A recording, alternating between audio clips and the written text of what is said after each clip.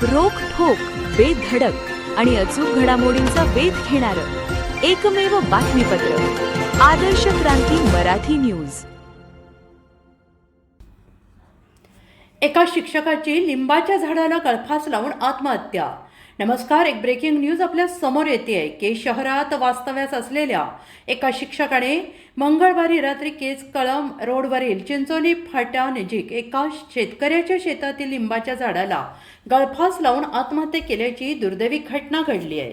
प्राथमिक मिळालेल्या माहितीवरून सूर्यकांत बालासाहेब वाघमारे, राहणार लहुरी, हल्ली मुक्काम शाहूनगर केज, वय वर्ष 41, व्यवसाय शिक्षक।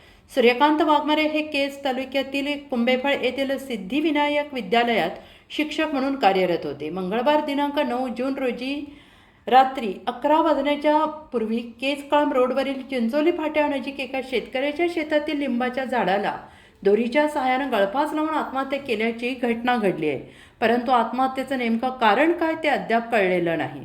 सदर घटनेची माहिती ही केज पोलीस ठाण्याचे पोलीस निरीक्षक स्वप्नील उनवणे यांना मिळताच त्यांच्या मार्गदर्शनाखाली सहाय्यक पोलीस निरीक्षक राजू वाघमारे, बीट अंमलदार हेड कॉन्स्टेबल त्र्यंबक सोपणे घटनास्थळी हजर होते। पंचनामा करून मृतदेह उत्तरणीय तपासणीसाठी उपजिल्हा रुग्णालय केज येथे पाठवण्यात आला आहे। सदरील घटनेचा पुढील तपास केज पोलीस करत आहेत। सूर्यकांत वाघमारे यांच्या पश्चात त्यांचे आई वडील, 3 भाऊ, पत्नी, 2 मुले असा परिवार आहे।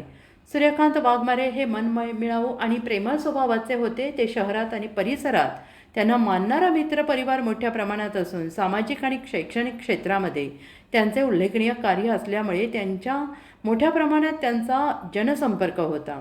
सदर घटनेची माहिती ही केज शहरात आणि परिसरात समजता सर्व स्तरातून हळहळ व्यक्त होते आहे। आदर्श क्रांती मराठी न्यूज चॅनलला लाईक करा, शेअर करा आणि सबस्क्राईब करा।